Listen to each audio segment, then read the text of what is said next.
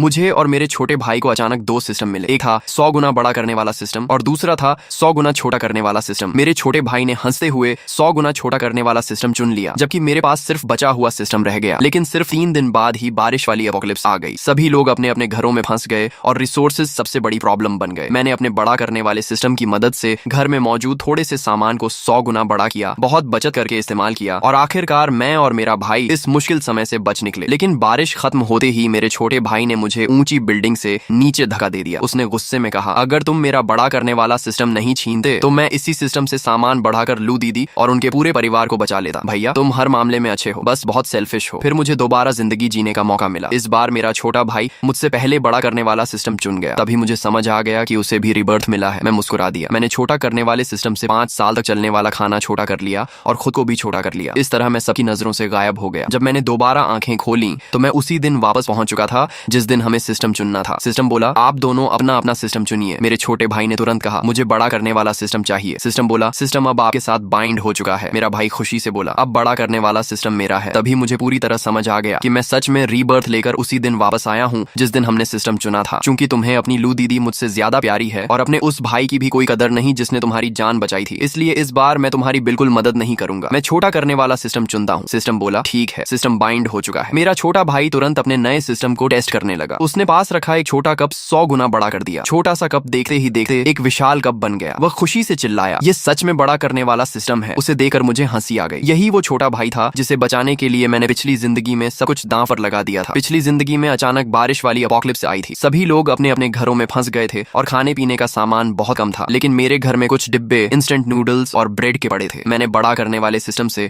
उन्हें 100 गुना बड़ा कर दिया और हम किसी तरह पूरे 5 साल जिंदा रहे। उस दौरान मेरे छोटे भाई की बचपन की दोस्त लू याओ सामने वाले घर में रहती थी। मेरे छोटे भाई ने मुझसे बार बार कहा कि मैं उनके परिवार के लिए भी खाना बड़ा कर दूं, लेकिन मैंने एपोकलिप्स में इंसानों पर भरोसा नहीं किया जा सका कहकर मना कर दिया। मेरी मदद के बिना लू याओ का परिवार 5 साल नहीं टिक पाया और बहुत पहले भूख से मर गया। मैं एपोकलिप्स से तो बच गया, लेकिन आखिर में उसी छोटे भाई के हाथों मारा गया जिसकी रक्षा के लिए मैंने सब कुछ किया था। सच में कितनी आयरनी की बात है। मेरा भाई मुस्कुराकर बोला, भैया अब बड़ा करने वाला सिस्टम मेरा है। क्या तुम्हें मेरी जलन नहीं हो रही? आखिर मैं जो चाहूं उसे बड़ा कर सकता हूं, जबकि तुम्हारे पास सिर्फ छोटा करने वाला सिस्टम है। मैंने शांत होकर कहा, इसमें फर्क ही क्या है? सिर्फ एक सिस्टम ही तो है। तुम्हें पसंद है तो तुम रख लो, मुझे कोई फर्क नहीं पड़ता। जब उसने देखा कि मुझे बड़ा करने वाले सिस्टम में बिल्कुल भी इंटरेस्ट नहीं है, तब जाकर उसने राहत की सांस ली। लेकिन मैं अच्छी तरह जानता था कि इस बार वह जरूर सामने वाले परिवार को बचाने जाएगा और जैसे ही किसी को उसके सिस्टम के बारे में पता चलेगा, एपोकलिप्स में उसका सुरक्षित रहना नामुमकिन होगा, क्योंकि हर कोई उस सिस्टम पर कब्जा करना चाहेगा। मेरा भाई सोच रहा था कि उसके पास बड़ा करने वाला सिस्टम है, इसलिए खाने की कोई कमी नहीं होगी। इसी वजह से उसे आने वाली बारिश वाली एपोकलिप्स से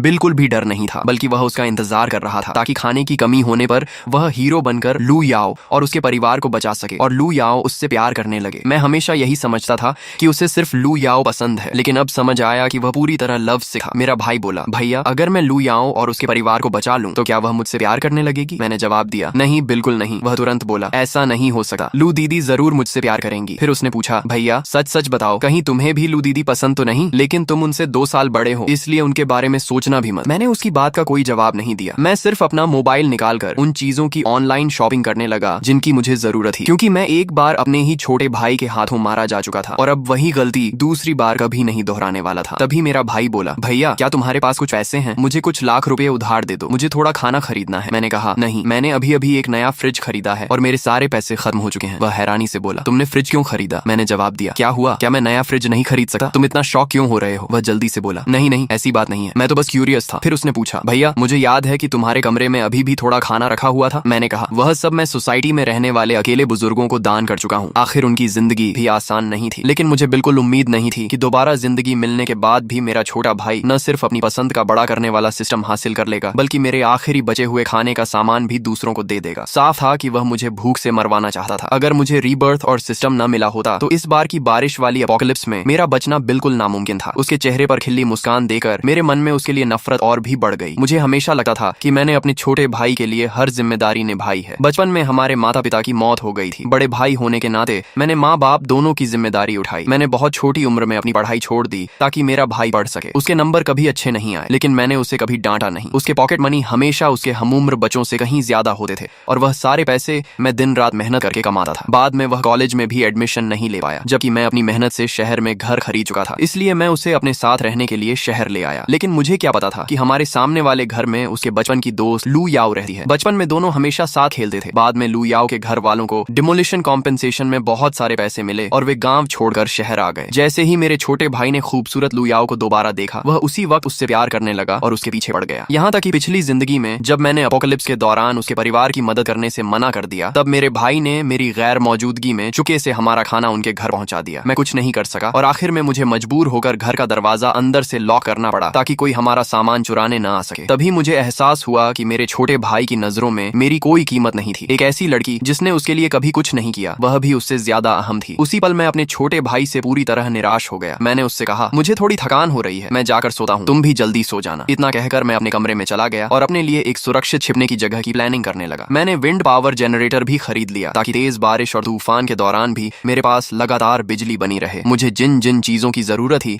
मैं सब पहले ही खरीद चुका था। अब मुझे सिर्फ सही समय का इंतजार करना था। दूसरी तरफ मेरा छोटा भाई अपने बड़े करने वाले सिस्टम पर इतना भरोसा कर रहा था कि उसे किसी बात की चिंता नहीं थी। उसने अपनी पॉकेट मनी से कुछ 100 रुपए का खाना खरीदा और चुपके से अपने कमरे में लॉक कर दिया, जैसे उसे डर हो कि मैं उसका सामान चुरा लूंगा। मैंने फैसला कर लिया कि अब इस घर में बिल्कुल नहीं रहूंगा, क्योंकि अगर मैं यहीं छिपा रहता तो देर सबेर वे मुझे ढूंढ ही लेते। इसलिए मैंने दूसरी जगह चुनी। जब मैं इस घर का रेनोवेशन करवा रहा था, तब मैंने अपनी ही डिजाइन से एक बहुत छोटा सीक्रेट रूम बनवाया था। इस जगह के बारे में मैंने आज तक अपने छोटे भाई को कभी नहीं बताया। वह कमरा सिर्फ एक छोटे टॉयलेट जितना था, लेकिन छोटा होने के बाद मेरे लिए वही सबसे सुरक्षित सेफ हाउस बनने वाला था। उस कमरे का डोर सिर्फ मेरे मोबाइल से कंट्रोल होता था, इसलिए मुझे बिल्कुल डर नहीं था कि मेरा भाई उसे ढूंढ लेगा, और अगर ढूंढ भी लिया तब भी वह उसे खोल नहीं पाएगा। इसके अलावा मैं कई किलोमीटर दूर एक सुनसान जमीन पर गया और अपने छोटे करने वाले सिस्टम से बहुत सारी मिट्टी छोटी करके साथ ले आया, ताकि बाद में उसी मिट्टी और सीड्स की मदद से मैं अपनी सब्जियां खुद उगा सकूं। मैंने कई पेड़ों को भी छोटा करके अपने साथ रख लिया। कुछ ही समय बाद मेरे ऑर्डर किए हुए सारे खाने का सामान, फर्नीचर और बाकी जरूरी चीजें पहुंच गई। उस समय बारिश वाली अपोकलिप्स आने में सिर्फ एक दिन बचा था। मैंने डिलीवरी एड्रेस अपने पुराने गांव वाले घर का रखा था। वह गांव बहुत पहले ही खाली हो चुका था और वहां अब कोई नहीं रहता था। मैंने उस घर में फर्नीचर, इलेक्ट्रिक अप्लायंसेस, खाना और तरह तरह का जरूरी सामान भर दिया। फिर आसपास कोई न होने पर मैंने अपने छोटे करने वाले सिस्टम से उन सभी चीजों को छोटा कर दिया और पहले से तैयार किए गए बॉक्सेस में भर लिया। आखिर में मैंने थोड़ा सोचा और अपने पुराने छोटे घर को भी छोटा करके अपने साथ ले आया। भले ही वह पुराना था, लेकिन थोड़ा रिपेयर करने के बाद आगे चलकर बहुत काम आने वाला था। रात गहरी होने पर मैं सारी चीजें लेकर वापस शहर आया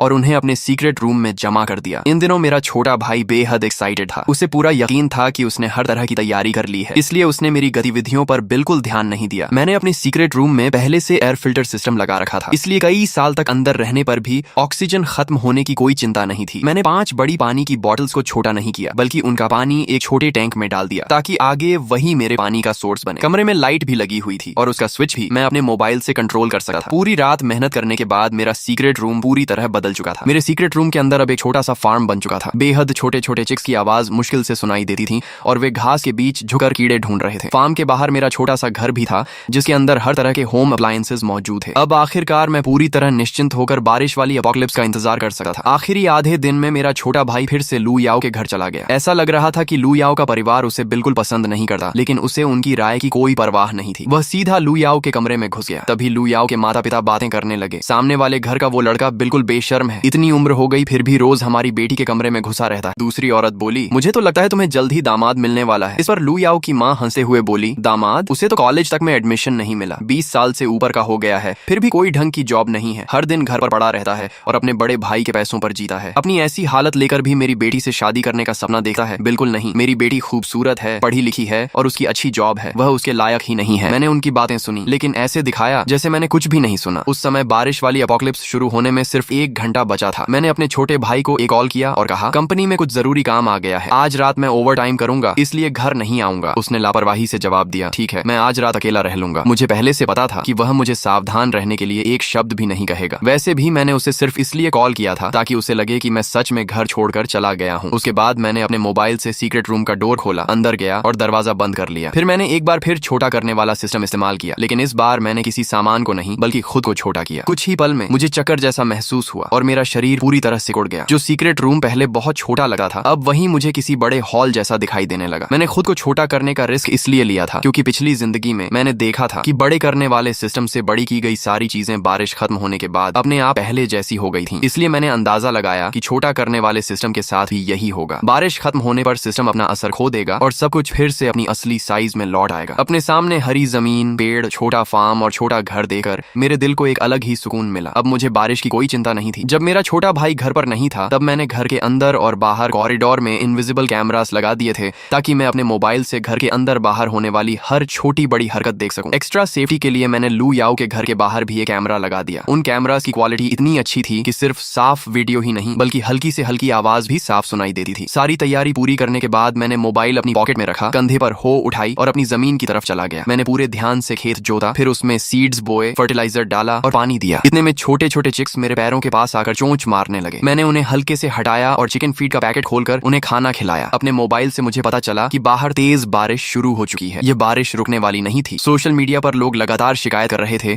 कि इतनी तेज बारिश की वजह से वे काम पर नहीं जा पा रहे हैं। अब मेरा बाहरी दुनिया से संपर्क सिर्फ मेरे मोबाइल, कंप्यूटर और टैबलेट के जरिए ही था। देखते ही देखते कई दिन बीत गए, लेकिन बारिश रुकने का नाम नहीं ले रही थी, बल्कि हालात और भी खराब होते जा रहे थे। शहर में लगातार हो रही बारिश की वजह से ट्रैफिक पूरी तरह ठप हो चुका था और लोगों का आना जाना लगभग नामुमकिन हो गया था। मेरे गायब हो जाने पर मेरे छोटे भाई को बिल्कुल भी हैरानी नहीं हुई। शायद उसे यही लगा कि मैं बाढ़ में बहकर मर चुका हूँ। इन दिनों मैं अपने छोटे फार्म में खेत जोता, सब्जियां उगाता और चिक्स को खाना खिलाता था। बस एक ही परेशानी थी कि वे छोटे चिक्स बार बार मेरी नई उगी सब्जियों की पौध खा जाते थे। एक दिन खाली समय में मैंने कैमरा की लाइव फीड खोली तो देखा कि मेरा छोटा भाई लू याओ को मेरे घर लेकर आया है। दोनों ड्राइंग रूम में बैठे थे। मेरा भाई बोला, लू दीदी, क्या आपके घर में अभी भी खाना बचा है? लू याओ ने आह भरते हुए कहा, बहुत थोड़ा, काश मैंने पहले ज्यादा सामान जमा कर लिया होता। अब पहली मंजिल तक पानी भर चुका है और मैं वहां जाकर रह भी नहीं सकती। फिर उसने पूछा, यांग यांग, क्या तुम्हारे घर में अभी भी खाना है? अगर हो तो थोड़ा हमें भी दे दो। मेरे घर में मम्मी पापा और मेरा छोटा भाई भी है। हमारे पास जो थोड़ा खाना है वह पूरे परिवार के लिए बिल्कुल काफी नहीं है। मेरा छोटा भाई मुस्कुराकर बोला, मेरे पास बड़ा करने वाला सिस्टम है, मैं किसी भी खाने को 100 गुना बड़ा कर सकता हूँ। लू याओ हैरान होकर बोली, सच में? ये कैसे हो सकता है? मेरा भाई बोला, अगर भरोसा नहीं है तो खुद देख लो। उसने तुरंत खाना बड़ा करके दिखा दिया। लू याओ की आंखें चमक उठी। वह खुशी से बोली, यांग यांग, अच्छा हुआ तुम हो, फिर प्लीज हमारे घर का सारा खाना भी बड़ा कर दो। मेरा भाई बोला, ठीक है, लेकिन मेरी एक छोटी सी रिक्वेस्ट है। लू याओ मुस्कुराकर बोली, बोलो। मेरा भाई शर्माते हुए बोला, तुम जानती हो कि मैं तुम्हें पसंद करता हूँ। अब जब मैं तुम्हारे पूरे परिवार को बचा सकता हूँ तो क्या तुम भी मुझसे प्यार कर सकती हो? लू याओ हंसते हुए बोली, तुम कैसी बातें कर रहे हो? क्या हम पहले से ही साथ नहीं हैं? बचपन से हम चाइल्डहुड फ्रेंड्स रहे हैं। अब मैं भी तुम्हें पसंद करती हूँ। जैसे ही ये बारिश खत्म होगी मैं तुमसे शादी कर लूंगी। ये सुनकर मेरा छोटा भाई खुशी से उछल पड़ा। वह बोला, मुझे पता था लू दीदी, आप भी मुझसे प्यार करती हैं। मेरे बड़े भाई ने तो कहा था कि आप मुझे कभी पसंद नहीं करेंगी, वह तो बस मुझसे जल्दा है। तभी लू याओ ने पूछा, वैसे तुम्हारा बड़ा भाई कहाँ है? मेरा भाई लापरवाही से बोला, वह तो कह रहा था कि कंपनी में ओवर टाइम करेगा। अब इतनी दिनों से बारिश हो रही है, मुझे लगता है कि वह शायद बाढ़ में मर चुका होगा। ये सुनकर लू याओ के चेहरे पर एक पल के लिए अजीब सा भाव आया, लेकिन अगले ही पल उसने मेरे छोटे भाई को प्यार से बहलाया और उसके कमरे में रखा सारा खाना बाहर निकालने के लिए मना लिया। कैमरा पर यह सब देखकर मेरे मन में अजीब सी फीलिंग हुई। मैंने आखिर इतना मूर्ख छोटा भाई कैसे पाल लिया? सिर्फ मूर्ख ही नहीं बल्कि इतना निर्दयी कि जैसे वह दिल से चाहता हो कि उसका अपना बड़ा भाई मर जाए। लेकिन अब उससे मुझे क्या फर्क पड़ता था? मैं यहाँ अपने सीक्रेट रूम में सुरक्षित था और मेरे छिपने की जगह के बारे में किसी को कुछ पता नहीं था। मुझे बस अपनी छोटी सी दुनिया में शांति से जीना था। मैं अपने छोटे घर में वापस गया, अपने लिए हॉट पॉट बनाया, फिर फ्रिज से एक कोल्ड ड्रिंक निकाली और आराम से डिनर का मजा लेने लगा। खाना खाते खाते मैंने उसकी फोटो खींची और सोशल मीडिया पर पोस्ट कर दी। कैप्शन लिखा, बाहर तेज तूफान और बारिश हो रही है, लेकिन घर के अंदर हॉट पॉट खाने का मजा ही कुछ और है। मेरी पोस्ट डालते ही मेरे छोटे भाई ने तुरंत कमेंट किया, भैया आप कहाँ हो? सिर्फ कमेंट करने से उसका मन नहीं भरा, उसने मुझे कई मैसेजेस भी भेजे। भैया बाहर इतनी तेज बारिश हो रही है, आप ठीक हो? आप कहाँ हो? आप हॉट पॉट भी खा रहे हो? मेरा भी मन कर रहा है, प्लीज बताओ आप कहाँ हो? मैं बाहर नहीं निकल सका, मेरे लिए थोड़ा खाना ले आओ। उसके इतने सारे मैसेजेस का मैंने एक भी रिप्लाई नहीं किया। मैंने सिर्फ अभी अभी पी गई कोल्ड ड्रिंक की एक और फोटो खींचकर उसे भेज दी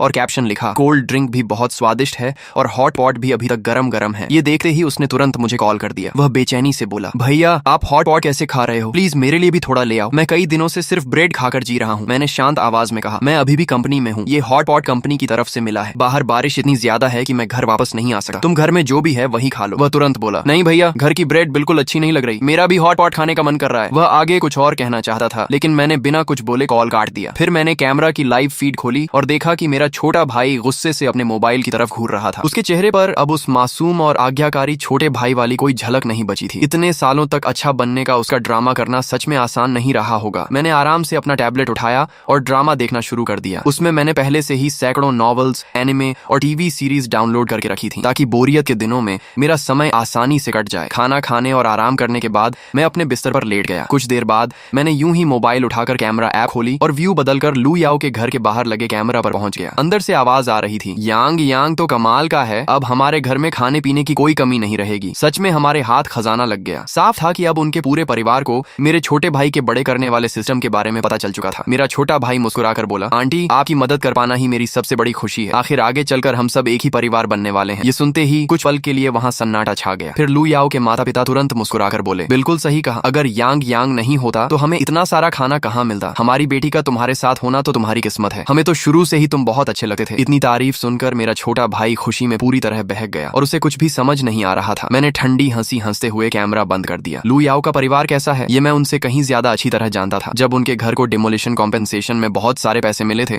तभी से वे पूरे गांव में घमंड से सिर उठाकर चलने लगे थे। उन्होंने अपने पुराने रिश्तेदारों और दोस्तों तक को अपमानित करके भगा दिया था। उन्हें हमेशा लगता था कि जो भी उनके पास आता है वह सिर्फ उनके पैसों के लिए आता है। गांव के लगभग सभी लोग कहते थे कि उनके घमंड की कोई हद नहीं रही। यहाँ तक कि एक बार गांव का प्रधान उनके घर पानी मांगने गया था, तब भी उन्होंने उसे मना कर दिया था। ऐसे लोग मेरे छोटे भाई के साथ सच्चा रिश्ता निभाएंगे, इस पर मुझे कभी भरोसा नहीं था। और लू याओ खुद भी बचपन से बहुत घमंडी थी। उसने कई बार सामने और पीठ पीछे मेरे छोटे भाई का मजाक उड़ाया था। उसने कभी दिल से उसे अपनी बराबरी का नहीं माना, लेकिन अब मुझे इन सब बातों से कोई मतलब नहीं था। आखिर मैं खुद 100 गुना छोटा होकर अपने सीक्रेट रूम में रह रहा था। थोड़ी देर बाद मेरे छोटे भाई का कॉल आया। वो बहुत खुश होकर बोला, भैया आपको एक गुड न्यूज बतानी है, मैं और लू याओ अब रिलेशनशिप में है। मैंने शांत आवाज में पूछा, तो मुझे कॉल क्यों किया? उसी समय मेरे फार्म के चिक्स अब पहले से थोड़े बड़े हो चुके थे, लेकिन फिर भी लगातार चूं चूं करते हुए आपस में खाना छीन रहे थे। मेरा भाई अचानक बोला, भैया आपकी तरफ से मुर्गियों की आवाज क्यों आ रही है? मैंने कहा, क्योंकि मैं उन्हें खाना खिला रहा हूँ। वह हैरान होकर बोला, इतनी तेज बारिश में तुम्हें मुर्गियां कहाँ से मिल गई? मैंने उसके सवाल का सीधा जवाब नहीं दिया। वैसे भी मैंने पहले से काफी मीट खरीदकर फ्रीजर में रख दिया था, जो मुझे बहुत लंबे समय तक चलने वाला था। मेरा भाई बेचैनी से बोला, भैया आखिर आप कहाँ हो? वहाँ हॉट पॉट भी खा रहे हो, मुर्गियां भी पाल रहे हो, क्या वहाँ बारिश का बिल्कुल असर नहीं हुआ? मैंने जवाब दिया, नहीं, यहाँ बारिश का कोई असर नहीं हुआ। ये सुनते ही वह जल्दी से बोला, तो फिर जल्दी बताओ आप कहाँ हो, मैं लू याओ और उसके पूरे परिवार को लेकर वहीं आ जाता हूँ। मैंने हंसते हुए कहा, अगर ढूंढ सकते हो तो खुद ढूंढ लो। वो गुस्से में बोला, इसका क्या मतलब है? क्या तुम हमें अपने पास नहीं आने देना चाहते? बचपन से आज तक मैंने अपने छोटे भाई की हर बात मानी थी। शायद पहली बार मैंने उससे इतनी ठंडी और तंज भरी आवाज में बात की थी। मैंने रास्ते में घूम रहे एक को हल्के से हटाया और खेत से अपने छोटे घर की तरफ वापस चला गया। मेरे फ्रिज में पहले से ही बहुत सारे रेडी टू ईट फूड रखे थे, जिनमें पिज्जा, बाओ, मैंटू, डम्पलिंग्स और कई तरह के फ्रोजन फूड्स शामिल थे। मैंने फैन चालू किया, माइक्रोवेव से गर्मा गर्म पिज्जा निकाला। दोबारा गर्म होने के बाद पिज्जा सुनहरा, मुलायम और बेहद स्वादिष्ट लग रहा था। ऊपर की चीज लंबी स्ट्रेच हो रही थी। मैंने उसकी एक फोटो खींचकर अपने छोटे भाई को भेज दी। उसने तुरंत मैसेज किया, भैया आपके पास पिज्जा भी है, जल्दी बताओ आप कहाँ हो। फिर उसने गुस्से में लिखा, भैया आप बहुत सेल्फिश हो, मैं यहाँ सूखी ब्रेड और इंस्टेंट नूडल्स खाकर जी रहा हूँ और आप वहाँ पिज्जा खा रहे हो। ये पिज्जा तो बहुत स्वादिष्ट लग रहा है, ऊपर की चीज भी स्ट्रेच हो रही है, लेकिन कोई बात नहीं, तुम्हारे पास चाहे जितना खाना हो वह एक दिन खत्म हो जाएगा। तुम्हारा छोटा करने वाला सिस्टम किसी काम का नहीं है। मेरा बड़ा करने वाला सिस्टम तुम्हारे सारे खाने को 100 गुना बड़ा कर सकता है। तब हम कई साल तक आराम से खाएंगे। जल्दी बताओ तुम कहाँ हो, मैं अभी तुम्हारे पास आता हूँ। मैंने सिर्फ इतना रिप्लाई किया, अगर मुझे ढूंढ सकते हो तो आ जाओ। इसके बाद मैंने कैमरा खोला। मेरा छोटा भाई गुस्से में मेरे पुराने कमरे की हर चीज तोड़ फोड़ रहा था। ज्यादा समय नहीं बीता कि उसके बड़े करने वाले सिस्टम की बात बहुत जल्द पूरे सोसाइटी में फैल गई। यह खबर किसने फैलाई थी इसका अंदाजा लगाना बिल्कुल मुश्किल नहीं था। उसके कमरे का दरवाजा बार बार खटखटाया जाने लगा। सोसाइटी के सभी लोग अपने पास बचा हुआ थोड़ा बहुत खाना लेकर उसके पास आने लगे और उससे रिक्वेस्ट करने लगे कि वह अपने सिस्टम से उनके खाने को 100 गुना बड़ा कर दे। शुरुआत में मेरा छोटा भाई थोड़ा घबरा गया। वह यह दिखाने की कोशिश कर रहा था कि उसके पास कोई सिस्टम नहीं है, लेकिन तभी सामने वाले घर से लू याओ का पूरा परिवार बाहर आ गया। लू याओ के पिता ऊंची आवाज में बोले, सुनो, यांग यांग तो हमारे होने वाले दामाद हैं। अगर तुम लोग उनका सिस्टम इस्तेमाल करना चाहते हो तो पहले हमारी परमिशन लेनी होगी, और हर बार सिस्टम इस्तेमाल करने में उनकी बहुत एनर्जी खर्च होती है, इसलिए तुम्हें पैसे देने होंगे। पहले तो मेरा छोटा भाई इस बात पर नाराज हुआ कि लू याओ के परिवार ने उसके सिस्टम का राज सबको बता दिया, लेकिन जैसे ही उसने पैसे लेने वाली बात सुनी उसका चेहरा खिल उठा। लू याओ भी तुरंत बोली, बिल्कुल, यांग यांग मेरे बॉयफ्रेंड है, अगर तुम लोग उनसे काम करवाना चाहते हो तो पैसे देने ही होंगे। इसके बाद लू याओ का पूरा परिवार मेरे छोटे भाई के सिस्टम के सहारे बिजनेस करने लगा। जो भी इंसान अपने खाने को बड़ा करवाने आता, उससे पहले लू याओ का परिवार 2000 युएन वसूलता। 2000 युएन कोई छोटी रकम नहीं थी, लेकिन अपोकलिप्स में पैसे से खाना नहीं खरीदा जा सकता था, इसलिए लोगों को यह डील भी ठीक लगी थी। कैमरा से मैं देख रहा था कि हर दिन मेरे छोटे भाई के पास आने वालों की संख्या बढ़ती जा रही थी। लोगों को पूरा भरोसा हो गया था कि जब तक उसके पास बड़ा करने वाला सिस्टम है तब तक वे कभी भूख से नहीं मरेंगे। लेकिन वे सब एक बहुत बड़ी बात भूल गए थे। सिस्टम सिर्फ खाने को बड़ा कर सकता था, लेकिन उसके लिए पहले खाना होना जरूरी था, और किसी भी चीज पर सिस्टम सिर्फ एक बार ही इस्तेमाल किया जा सकता था। ऐसा नहीं था कि आधा खाना खाकर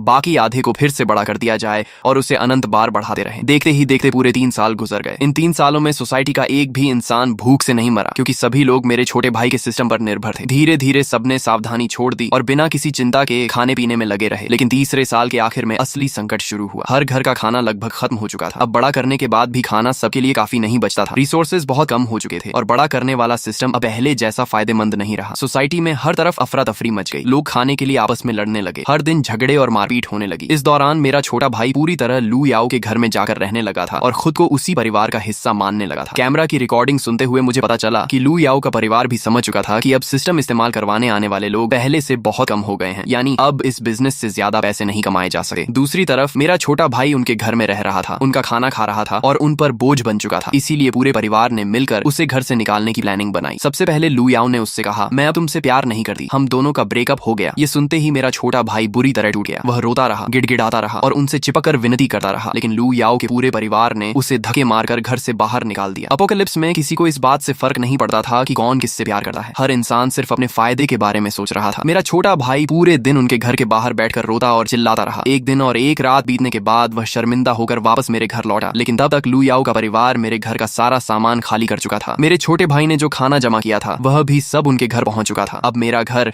सिर्फ एक खाली खोल बनकर रह गया था। मेरा छोटा भाई कई बार उनके घर जाकर अपना सामान वापस मांगता रहा, लेकिन बदले में उसे सिर्फ गालियां मिली। किसी ने भी उसे एक दाना तक लौटाने की कोशिश नहीं की। तभी पहली बार उसे सच में डर लगने लगा। और उस समय मैं क्या कर रहा था? मैं अपने छोटे फार्म में आराम से अपनी जिंदगी जी रहा था। भूख लगती तो खेत से ताजी सब्जियां तोड़ता, थोड़ा मीट निकालता और स्वादिष्ट खाना बनाकर खा लेता। अगर खाना बनाने का मन नहीं करता तो फ्रिज से रेडी टू ईट फूड निकालकर जल्दी से गर्म कर लेता। खाली समय में अपने लिए कोल्ड ड्रिंक बना लेता। हर सुबह उठते ही सबसे पहले चिक्स को खाना खिलाता, फिर अपना ब्रेकफास्ट बनाता और उसके बाद अपने फार्म में जाकर वहाँ उग रही हरी सब्जियां, आलू, बैंगन, टमाटर, मक्का और दूसरी फसलों को देखता। दोपहर में नींद आती तो आराम से सो जाता। उठने के बाद ड्रामा देखता, एनिमे देखता और आराम से खाते पीते दिन बिताता। बस एक ही काम थोड़ा मुश्किल था, मेरे इस छोटे फार्म में कोई कीड़े मकोड़े नहीं थे, इसलिए मुझे अपने हाथों से एक एक फूल और पौधे का पॉलिनेशन करना पड़ता था। 3 साल बीत चुके थे। मेरे लिए ये सारी बातें अब सिर्फ छोटी मोटी प्रॉब्लम्स थी। इतने समय तक मेरी कोई खबर न मिलने के बाद मेरे छोटे भाई ने एक बार फिर हिम्मत करके मुझे कॉल किया। शायद उसे लगा था कि मैं कब का मर चुका हूँ, लेकिन उसकी उम्मीद के उलट मैंने कॉल उठा लिया। वह हैरानी से बोला, भैया आप अभी भी जिंदा हो, बहुत अच्छा हुआ। मुझे लगा था कि बाढ़ ने आपको मार दिया होगा। उस समय मैं आराम से खीरा खा रहा था और टैबलेट पर ड्रामा देख रहा था। मेरे खाने की कुरकुरी आवाज साफ सुनाई दे रही थी। मैंने शांत होकर पूछा, क्यों कॉल किया है? वह तुरंत रोने लगा। भैया आपको नहीं पता लू याओ और उसके परिवार ने मेरे साथ क्या किया? उन्होंने मेरे बड़े करने वाले सिस्टम से खूब पैसे कमाए। अब जब कोई मेरे सिस्टम का इस्तेमाल करने नहीं आता तो उन्होंने मुझे घर से निकाल दिया। लू याओ ने मुझसे शादी का वादा किया था, लेकिन अब उसने मुझसे ब्रेकअप कर लिया। उनका पूरा परिवार सिर्फ अपने फायदे के बारे में सोचता है। उन्होंने मेरी जिंदगी बर्बाद कर दी। अब घर में खाने के लिए कुछ भी नहीं बचा। मैंने बस इतना कहा, ठीक है, पता चल गया। वह घबरा कर बोला, भैया प्लीज मुझे अपने पास ले चलो। अगर खाना नहीं मिला तो मैं सच में भूख से मर जाऊंगा। क्या आप अपने इकलौते छोटे भाई को मरते हुए देख सकते हो? मैंने ठंडी आवाज में कहा, नहीं। वह चिल्लाकर बोला, भैया आपको मेरी बिल्कुल परवाह नहीं है। पहले वाले भैया तो ऐसे नहीं थे। क्या आपको भी रिबर्थ मिला है? मैंने बिना छिपाए जवाब दिया, हाँ मिला है। तो वह गुस्से में बोला, अगर आपको भी रिबर्थ मिला था तो आपने मुझे पहले क्यों नहीं बताया? आपको भी पता था कि लू याओ और उसका परिवार कैसे लोग हैं। आप इतने सेल्फिश कैसे हो सकते हो? मैंने उसकी बातों का कोई जवाब नहीं दिया। मैंने सिर्फ अपने फार्म का एक वीडियो बनाया। उसमें मेरी सब्जियां और फल हरे भरे लहलहा रहे थे। चिक्स पूरे फार्म में दौड़ रहे थे। मेरा छोटा घर बेहद आरामदायक लग रहा था। फ्रिज खाने और स्नैक्स से भरा हुआ था। ऐसा लग ही नहीं रहा था कि बाहर दुनिया में 3 साल से एपोकलिप्स चल रही है। वह जगह किसी दूसरी दुनिया जैसी दिखाई दे रही थी। जैसे ही मैंने वीडियो उसे भेजा वह गुस्से से पागल हो गया। वह चिल्लाया, आप इतने सेल्फिश कैसे हो सकते हो? आपको पता भी है मैं कितनी बुरी हालत में हूँ। जल्दी आकर मुझे यहाँ से ले जाओ। मैंने ठंडे स्वर में कहा, सेल्फिश? पिछली जिंदगी में जब तुमने मुझे बिल्डिंग से नीचे धक्का दिया था तब क्या तुम सेल्फिश नहीं थे? इस बार तुम्हें भी रीबर्थ मिला था। तुम्हें पहले से पता था कि एपोकलिप्स आने वाली है, लेकिन तुमने भी मुझे कभी नहीं बताया। फिर अब मुझे सेल्फिश कहने का हक तुम्हें किसने दिया? मेरे छोटे भाई ने हमेशा मेरी हर मदद को अपना हक समझा, लेकिन उसने कभी यह नहीं सोचा कि उसे भी मेरे लिए कुछ करना चाहिए। मैं कोई संत नहीं था। जब तुमने मुझे कभी अपना परिवार नहीं माना तो अब मुझे भी तुम्हें बचाने की कोई जरूरत नहीं है। वह रोते हुए बोला, भैया मुझसे बहुत बड़ी गलती हो गई। मैं लू याओ के प्यार में अंधा हो गया था। आप मुझे ऐसे मत छोड़ो। मैं आपका इकलौता छोटा भाई हूँ। अगर मैं भूख से मर गया तो आपका कोई परिवार नहीं बचेगा। मैंने बिना किसी भावना के कहा, तुम मर जाओ, उससे मुझे क्या फर्क पड़ता है। इतना कहकर मैंने कॉल काट दिया। मैं आसानी से अंदाजा लगा सकता था कि दूसरी तरफ वह कितना गुस्से और बेबसी में तड़प रहा होगा। कैमरा की लाइव फीड में मैं रोज देखता था कि वह पूरे दिन घर के अंदर पागलों की तरह सामान तोड़ता रहता था। खासकर मेरे पुराने बेडरूम में उसने लगभग हर चीज तोड़ डाली थी, लेकिन सामान तोड़ने से भूख नहीं मिटी। चाहे वह जितना भी गुस्सा निकाल ले, उससे उसे एक निवाला भी नहीं मिलने वाला था। एक दिन मैंने देखा कि वह कुछ ब्रेड लेकर घर लौटा। बाहर लगे कैमरा से पता चला कि उसने वह ब्रेड लू याओ के घर से चुराई थी। उस समय लू याओ का पूरा परिवार बाहर गया हुआ था। घर में सिर्फ उसका 6 साल का छोटा भाई था। मेरे छोटे भाई ने उसे बहलाकर दरवाजा खुलवाया और फिर उनके घर का सारा खाना चुराकर भाग गया। कैमरा में यह सीन देखकर मैं जोर से हंस पड़ा। सच में एक चोर दूसरे चोर को काट रहा था। इससे मजेदार तमाशा और क्या हो सकता था। जैसा मैंने सोचा था वैसा ही हुआ। जब लू याओ का परिवार वापस आया और देखा कि उनका सारा खाना गायब है तो वे आग बबूला हो गए। वे मेरे घर के दरवाजे पर लाते मारने लगे, गालियां देने लगे और जोर जोर से चिल्लाने लगे। लेकिन मेरा छोटा भाई फिर से कछुए की तरह घर के अंदर छिपा बैठा रहा और बाहर निकलने की हिम्मत नहीं हुई। मेरे घर का मेन डोर मैंने रेनोवेशन के समय खास तौर पर सबसे मजबूत वाला लगवाया था, इसलिए लू याओ का परिवार लगातार 3 दिन और 3 रात तक दरवाजा पीटा रहा। लेकिन वे अंदर बैठे चाहे मेरे छोटे भाई का कुछ भी नहीं बिगाड़ सके। आखिर में लू याओ दरवाजे के बाहर खड़ी होकर बोली, यांग यांग, मुझसे गलती हो गई, मैंने गुस्से में तुम्हारे साथ गलत किया, अब जिद मत करो, हमारा खाना वापस कर दो, फिर हम दोनों दोबारा साथ हो जाएंगे। लू याओ दरवाजे के बाहर खड़ी होकर लगातार कहती रही, ठीक है, पहले मैंने जो कुछ भी कहा था वह सब गुस्से में कहा था, सच तो ये है कि मैं आज भी तुमसे प्यार करती हूँ, हमने तो शादी करने का वादा भी किया था, क्या तुम्हें याद नहीं? दरवाजे की दूसरी तरफ मेरा छोटा भाई उसकी मीठी मीठी बातें सुन रहा था। शुरुआत में वह खुद को रोकता रहा, लेकिन लगातार 2 दिनों तक लू याओ उससे माफी मांगती रही और बार बार वादा करती रही कि आगे से वह कभी उसके साथ ऐसा बुरा व्यवहार नहीं करेगी। आखिरकार मेरा छोटा भाई दरवाजे के हैंडल पर हाथ रखकर मुस्कुराने लगा। उसके चेहरे की खुशी देखकर मुझे समझ आ गया कि वह फिर से उसकी बातों में आ चुका है। आगे जो हुआ वह देखने लायक भी नहीं था। जैसे ही उसने दरवाजा खोला, बाहर पहले से छिपे लू याओ के छोटे भाई ने किसी भारी चीज से उसके सिर पर जोरदार वार कर दिया। मेरा छोटा भाई दर्द से जमीन पर गिर पड़ा और अपना सिर पकड़कर तड़पता रहा। उसकी आंखों के सामने ही लू याओ का पूरा परिवार घर के अंदर घुस गया और बचा हुआ सारा खाना दोबारा उठाकर अपने घर ले गया। जाते जाते लू याओ के पिता ने उसके सिर पर एक जोरदार लात मारी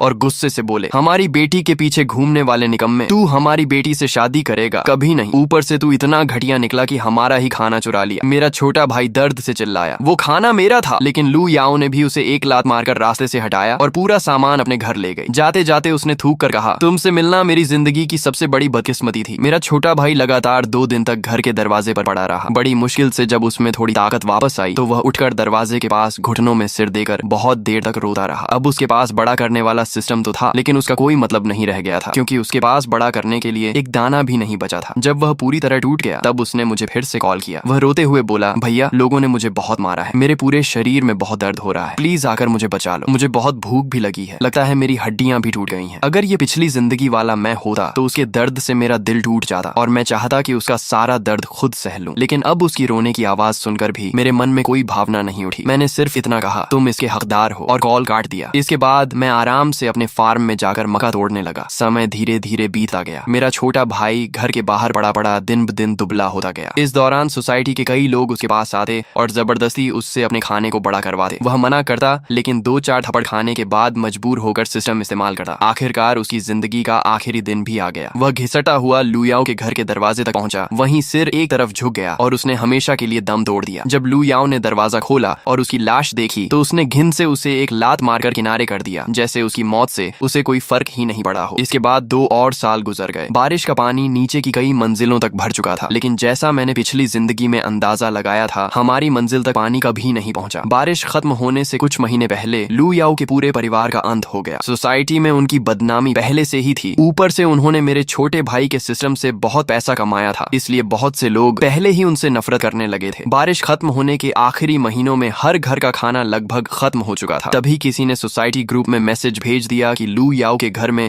अभी भी बहुत सारा खाना छिपा हुआ है। ये खबर फैलते ही कई लोग हथियार लेकर उनके घर पहुंच गए। वे दरवाजा पीटते हुए चिल्लाने लगे कि सारा खाना बाहर निकालो, लेकिन लू याओ और उसके परिवार ने खाना देने से साफ मना कर दिया और उल्टा बाहर खड़े लोगों को गालियां देने लगे। इससे भीड़ पूरी तरह भड़क गई। कई लोगों ने मिलकर तय किया कि वे बारी बारी से उनका दरवाजा तोड़ेंगे। चारों तरफ दिन रात दरवाजा पीटने की आवाज गूंजती रही। आखिर 4 दिन बाद उनका मेन डोर टूट गया। भीड़ घर के अंदर घुस गई और उनका बचा हुआ सारा खाना लूट कर ले गई। पूरा परिवार जमीन पर बैठकर फूट फूट कर रोने लगा। अब उनके पास खाने के लिए कुछ भी नहीं बचा था और एपोकलिप्स के आखिरी कुछ महीने वे किसी भी हालत में नहीं निकाल सकते थे। बाहर पूरी सोसाइटी बर्बाद हो चुकी थी, जबकि मैं अपने छोटे फार्म में आराम से खाते पीते जिंदगी का मजा ले रहा था। इतना आराम था कि मेरा वजन भी लगभग 5 किलो बढ़ गया था। आखिरकार वह दिन भी आ गया जिसका मैं कई सालों से इंतजार कर रहा था। मेरे मोबाइल पर नोटिफिकेशन आया कि बारिश खत्म हो चुकी है। कई सालों बाद सूरज ने काले बादलों को चीरकर अपनी सुनहरी किरणें धरती पर बिखेर दी और दुनिया में फिर से उम्मीद की रोशनी लौट आई। उस समय मैं अपने फार्म में मक्का के खेत की मिट्टी डीली कर रहा था कि अचानक मेरे शरीर में एक अजीब बदलाव होने लगा। मेरा छोटा किया हुआ शरीर तेजी से अपने असली आकार में लौट आया। अब मैं फिर से सामान्य इंसान बन चुका था। मेरे पैरों के नीचे बना पूरा छोटा फार्म और छोटा घर अब खिलौनों की तरह दिखाई दे रहे थे। मैंने अपने बर्बाद हो चुके असली घर की तरफ देखा और हैरान रह गया। सिर्फ मेरा शरीर ही अपने असली आकार में लौटा था। बाकी फार्म, घर और सारी छोटी की गई चीजें अब भी उसी छोटे आकार में थीं। शायद बड़ा करने वाले और छोटा करने वाले सिस्टम के नियम अलग अलग थे। आखिर सिस्टम जैसी रहस्यमयी चीज को पूरी तरह समझ पाना आसान नहीं था। मैं फ्लोर टू सीलिंग विंडो के पास खड़ा होकर बाहर देखने लगा। कई साल बाद मौत से बच निकले लोग एक एक करके अपने घरों से बाहर निकल रहे थे। दोस्तों, यहीं पर हमारी आज की कहानी पूरी तरह खत्म होती है। अगर आपको यह स्टोरी पसंद आई हो तो वीडियो को लाइक करें, चैनल को सब्सक्राइब सब्सक्राइब करें और बेल आइकॉन जरूर दबा दें ताकि ऐसी ही शानदार मैनहवा और स्टोरी रिकैप्स सबसे पहले आपको मिलती रहे। इस कहानी के बारे में अपनी राय नीचे कमेंट में जरूर बताइए। देखने के लिए आपका बहुत बहुत धन्यवाद। फिर मिलेंगे अगली नई और शानदार कहानी के साथ। तब तक अपना ख्याल रखिए।